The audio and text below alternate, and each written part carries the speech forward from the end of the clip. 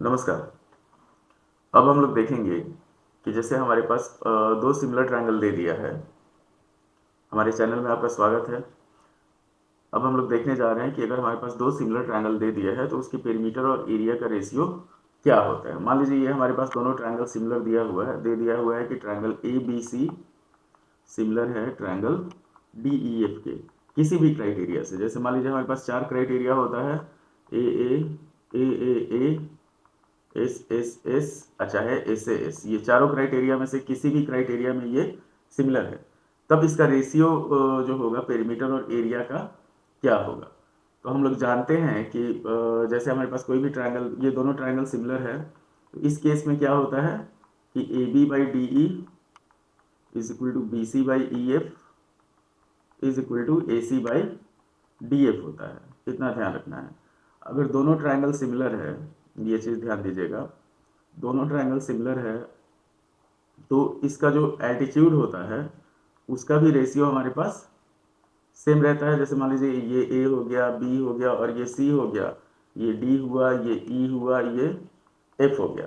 इस केस में क्या होगा, अगर इसको एम मानते हैं, इसको एन मानते हैं, तो इसका जो वैल्यू होगा वो A M by D N का भी वैल्यू सेम होगा।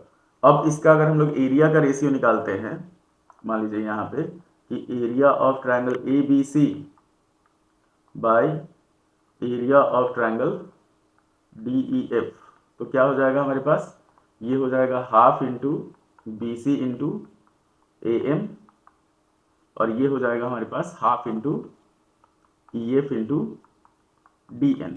इतना ध्यान रखना है। तो हाफ से हाफ खत्म, बचा हमारे पास B C by E F into A M by D N.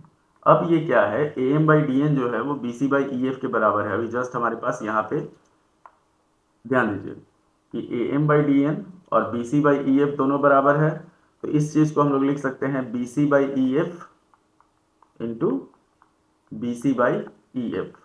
तो ये क्या हो जाएगा हमारे पास, ये हो जाएगा कि area of triangle A B C, area of triangle A B C by area of triangle D E F, ये हो जाएगा हमारे पास सीधा B C square by E F square. तो ये हो जाएगा हमारे पास। अब B C by E F किसके बराबर है, A B by D E, इसका स्क्वायर हो जाएगा, चाहे हमारे पास A C by D F, इन दोनों का स्क्वायर हो जाएगा। तो ये एरिया का रेशियो जो होता है वो साइड के स्क्वायर के रेशियो के बराबर होता है। कि रेशियो ऑफ, इतना ध्यान रखिएगा, ratio of areas of two similar circles, two similar triangles, two similar triangles is always equal to ratio of square of their sides, ratio of square of their sides।